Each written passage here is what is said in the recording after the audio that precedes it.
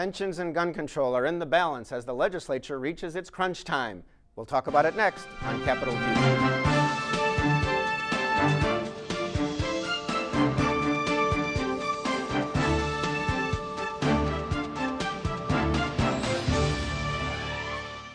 Welcome to Capitol View, the program where we talk about state issues, sometimes federal issues, and how they just might affect your life. I'm Bernie Schoenburg from the State Journal-Register, and we have a compact but powerful panel today. Kent Redfield is joining me. He is Professor Emeritus of Political Science at University of Illinois, Springfield. Still very active, this whole emeritus thing. I'm not sure how that's working out because he's involved in all kinds of things. Kent, welcome back. Yep, good to be here.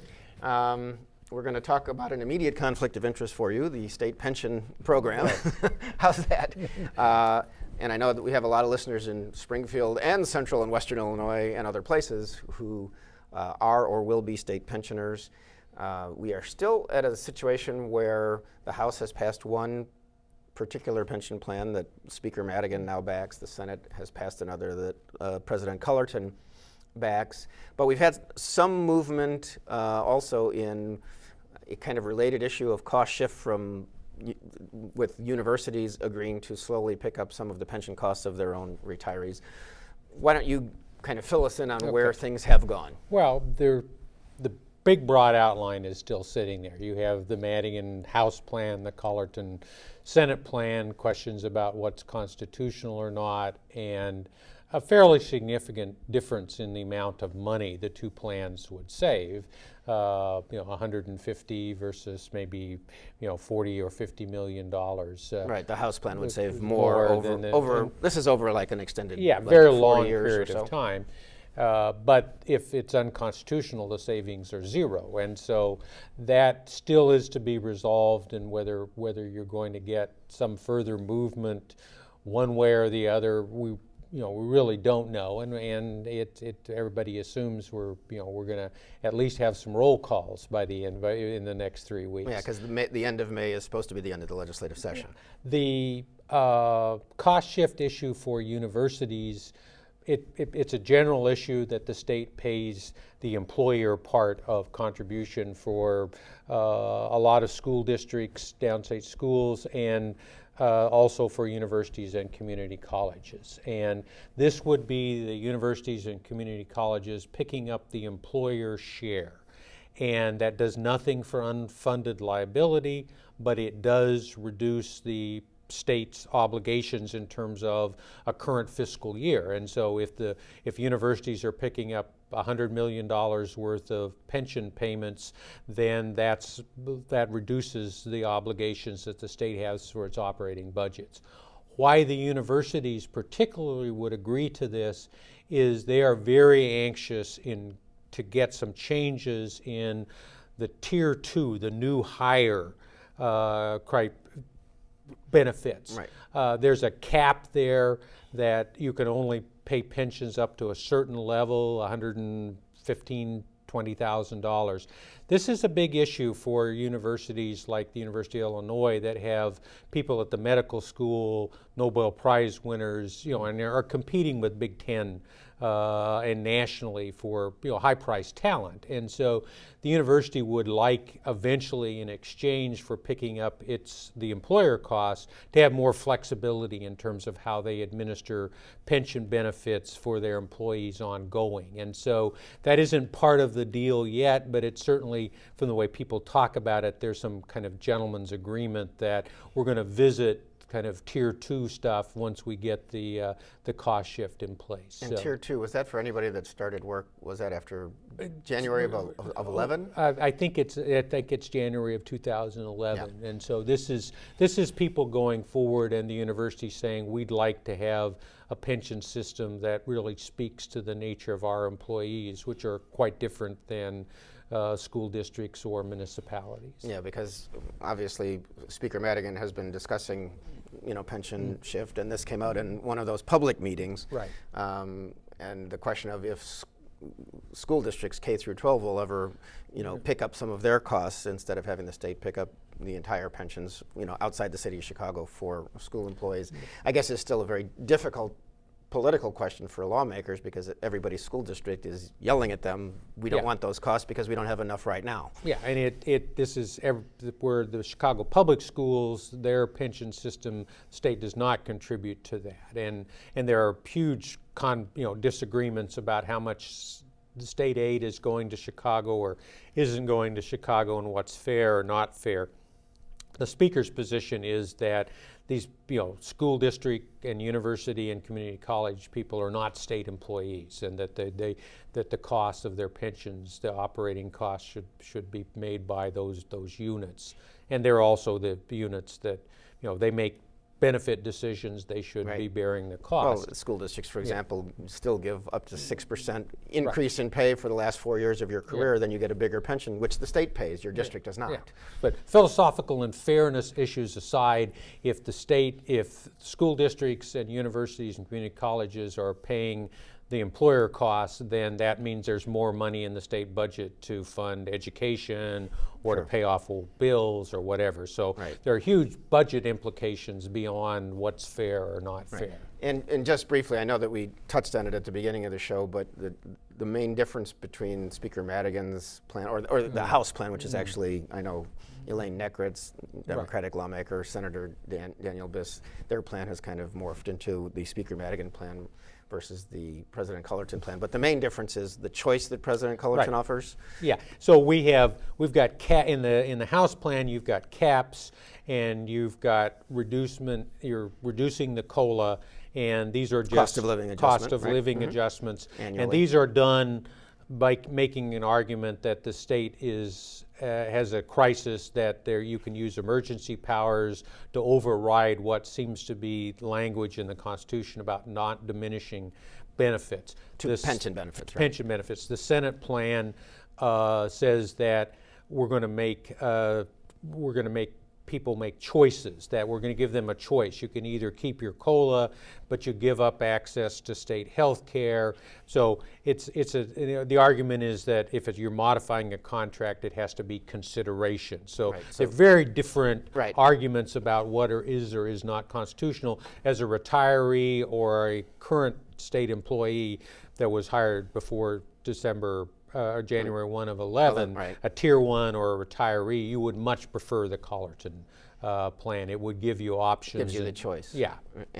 But again, it saves less billions of dollars over the out years. Yeah, in terms of unfunded liability. Yeah, and I know that there were some who voted against the Cullerton plan. I know Senator Matt Murphy, a conservative Republican from the suburbs, was saying, if we do this, we will be back here doing more because it won't cut enough of future obligations of our pension systems. Yeah. And this is all about what are your assumptions about what the economy is going to look like and your rate of return 20 and 30 years from now, and do you need to be 100% or is 90% of funding of your liability sufficient since not everybody retires at once? And so you really get into the weeds with the actuarial sciences on this. And as I often say here, retirees are not for a number of years in any jeopardy of not getting their payments, but the future of the plans to make sure that they're funded.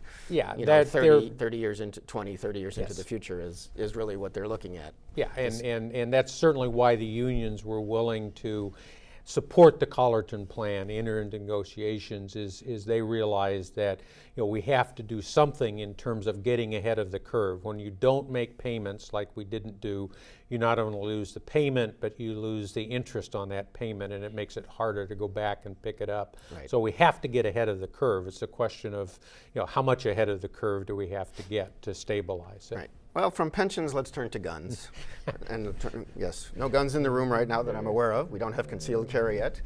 And the situation is that as we record this show, a Senate panel has passed a plan forwarded by Senator Kwame Raoul of Chicago, which would basically allow, if I'm right, home rule units to have some say as to who could get concealed carry permits in their areas. And people who are strongly pro-Second Amendment, particularly a lot of downstaters, say that's not real concealed carry. We don't want a patchwork of laws that local governments can use to override what a federal court, appellate court in Chicago has ordered Illinois to do, which is have a concealed carry program of some sort by June 9th, which is fast approaching.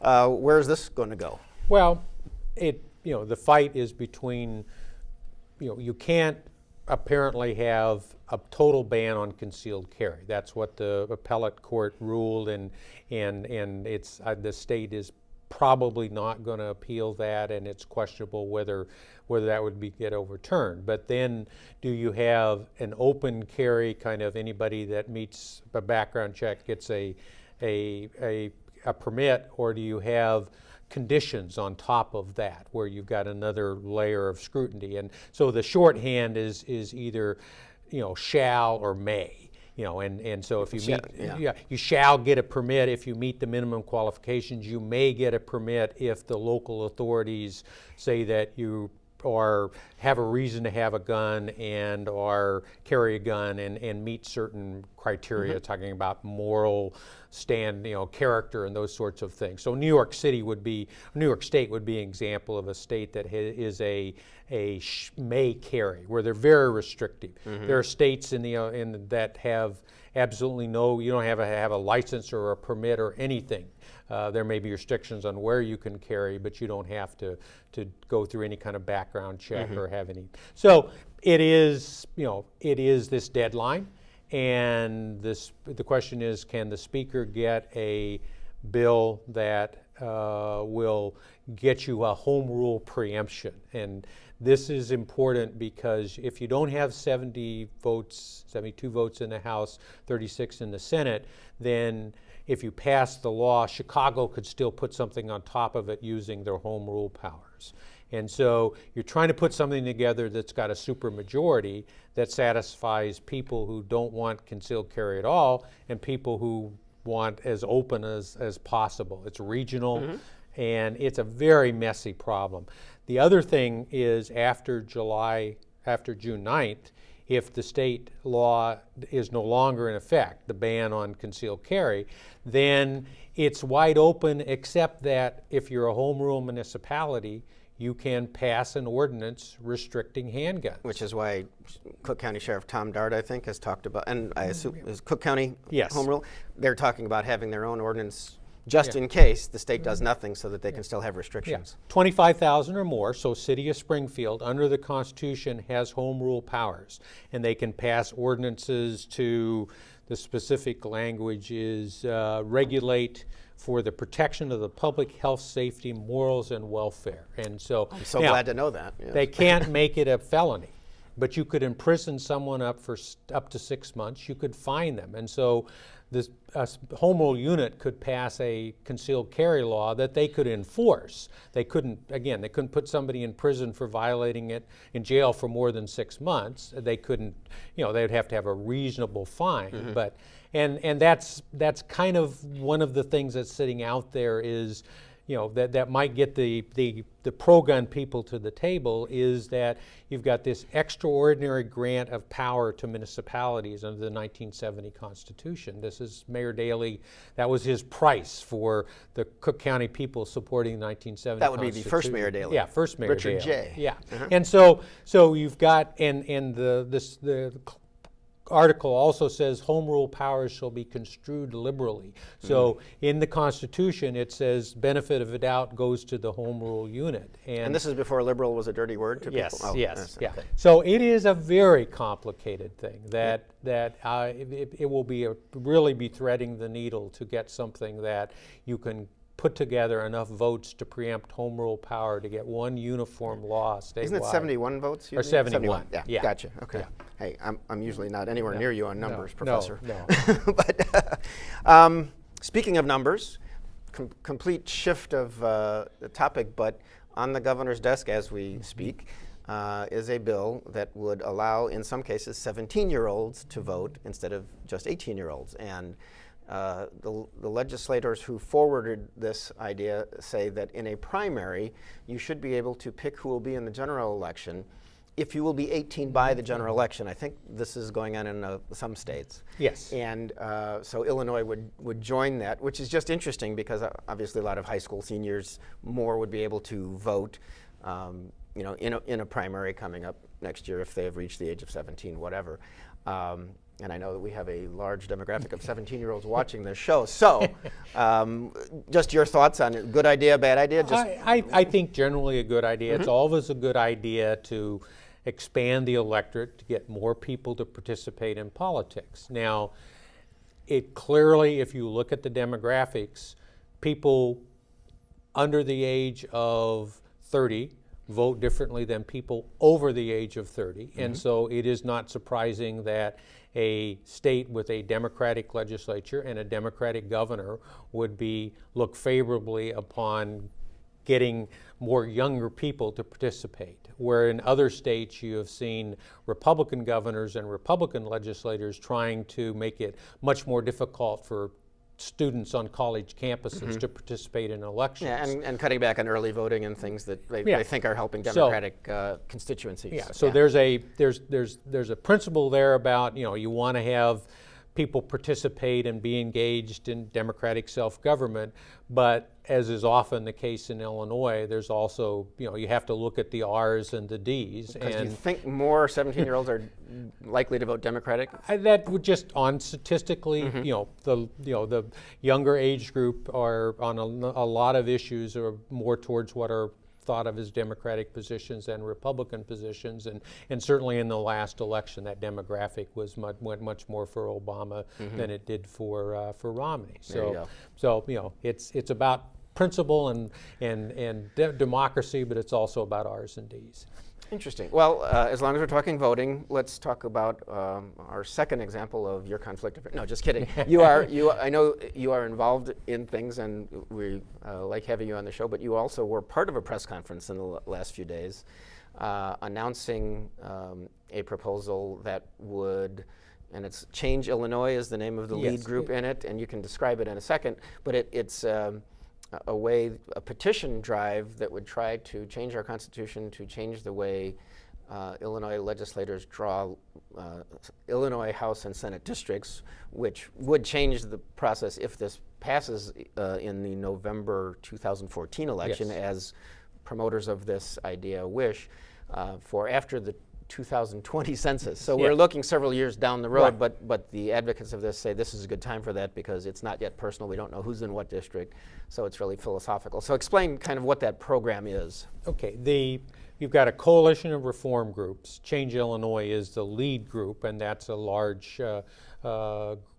group. I mean, it's a group that has a lot of different organizations and people, very kind of CEO top heavy. Chamber of Commerce Chicago type folks. Yeah,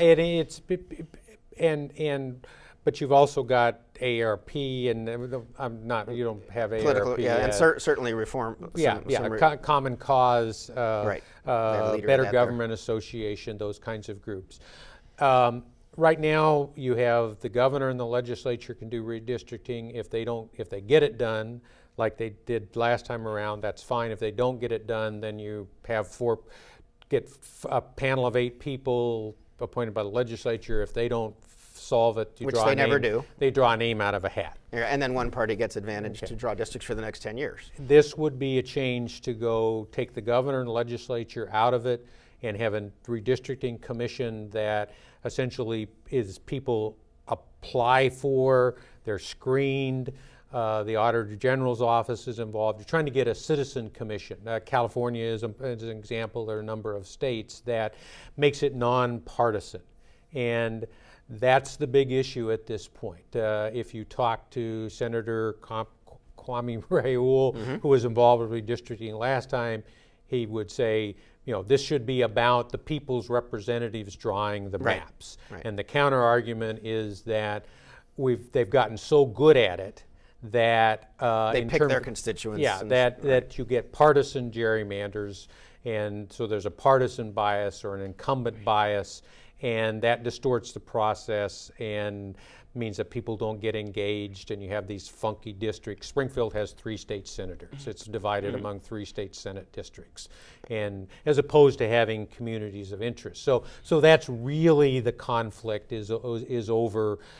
Can you trust the legislature at this point to draw the maps? Okay. Well, why is and I know that one of the things as part of this proposed change is that it would not make a difference, or it could not be factored in where existing legislators, House members and senators live, that kind of thing, which is always, on the top of the list, is making sure you're not, running people against each other unless they're in the party you don't like. Yes. But why, just philosophically, why is this so important for all of these groups to take on, and is it constitutional to have an initiative, change the way this is done? The second question only the Supreme Court can answer. Okay. Which means you collect 300,000 signatures valid, and then the Supreme Court gets the question. Yeah, and so there is it's a narrow provision that allows you to amend the legislative article. The argument is that if you look at redistricting from 1920 to 1965, you had regional gerrymanders and racial gerrymanders, that you had rural legislatures that were not addressing the issues of big cities. And so had rural-dominated, basically white male legislatures for an extended period of time that did tremendous damage to both in terms of the fallout from all the racial discrimination, but also the fact that big cities were not, they were the times that big cities would have controlled legislatures and addressed things like housing and transportation, all during that period. Urban issues. Yeah, all of those urban issues got ignored. By the time we got to one man, one vote, the suburbs were now, the power had shifted to the suburbs. So the argument is, and the question is, are the political gerrymanders causing these kinds of distortions? And if you look nationally, what's happening with redistricting is that the middle is disappearing in the U.S. Congress. We've created safe districts, minimized competition for Democrats or Republicans. So so there's no overlap ideologically between Democrats and Republicans, particularly in the House of Representatives. It means you either get gridlock or you get tremendous bias in policy outcomes. And the argument from a citizen standpoint is that if people don't identify with a district and with a legislator, if my town is represented by 3 different people, then I'm not engaged and I won't participate. And so it is, but the question is the problem require this huge remedy of taking the legislature and the governor out of redistricting? It's a huge question. Right. And my guess is if it gets to the ballot, people will pass it because anything anti-government these days that appears anti-government seems to be popular. But there might also be groups that advertise against it. It would be a fascinating fight. It would. And we should note, even if they do that, because of the way our state constitution is structured, this can only deal with state House and Senate districts, and the legislature of the state also draws congressional districts, but this doesn't apply to that. Yeah. And I know his name is Ryan Blickstein, I guess, head of Change Illinois, said he would hope that if the legislature would take on a new nonpartisan system to redistrict its own districts, they would do the same with congressional districts, but that's certainly not happened. In Illinois, it's always the members of Congress themselves get involved, and there's a deal worked out as to who's safe in what districts, et cetera, et cetera. Let us move on. I believe June 1st, I heard, is going to be when the state Republican Party chooses its next chairman. We know that Mr. Pat Brady, resigned recently. He said to take care of his ailing wife, which he certainly needs to do, but he also was for gay marriage publicly, which upset some people in the party. One of the, I think it was 9 people that were in the running for possible next chairman of the party to be chosen by the State Central Committee was Ron Sandak. He's a House member, but he's all from the suburbs. He's also for gay marriage, and so he took himself out of the running. I'm not sure if he said exactly that was the reason, but clearly that raised people's antennae.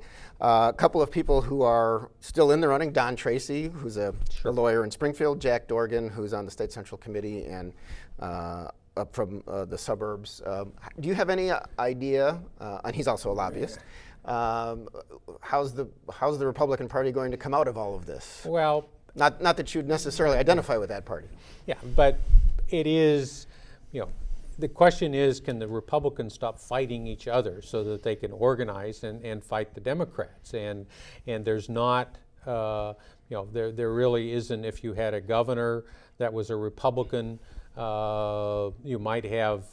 There's not a leader that somebody identifies as kind of a statewide person because of Congressman Kirk's health problems. He really isn't in a position to do that. Right. Plus, he represents one of Senator Kirk, Senator Kirk, right. But he represents one of the warring sides, and so they need, the Republicans need to find someone that can get them to focus on what they agree about. Right. Which are mostly fiscal issues. Yeah, which are mostly fiscal issues. Right. And if the party is going to rebrand, as a lot of neutral observers would say, that it's important for them to figure out how to speak to minorities, particularly Hispanics, to women, to not be perceived as being so extreme on social issues. And to younger people too. And the younger voters, then they've got to find some common ground. And right now they just they have this big war, open war. The Democrats are sitting there with big grins on their faces. Big grins on their faces. We'll see how it goes. I do want to, interesting, we'll watch that one. Just one more quick issue. We've got less than a minute left, but the Senate has passed, and it was actually Jim Oberweis, who is now a Republican member of the state Senate, passed a bill through the Senate with good support, saying that rural interstates should go to 70 miles an hour instead of 65. And the State Department of Transportation says we should stay at 65 or lives will be lost. Many states have 70 or 75 mph. Any thoughts on that quickly? I think it probably, I think it probably should be signed. I think that it both is reality in terms of what goes on in other states. I think there is probably an upper limit, people always go five or more miles per hour over the speed limit anyway. But when on places where the speed limit is 75, you don't have a lot of people driving a lot more than 75. I just drove to Arizona. When you start talking about driving 80 and 90 miles an hour, there are not very many people that are comfortable doing that. Well, we'll see what the House members think when it gets to them. Professor Kent Redfield, thanks for the conversation, and thank you for watching our conversation. I'm Bernie Schoenburg, and we'll see you next time on Capitol View.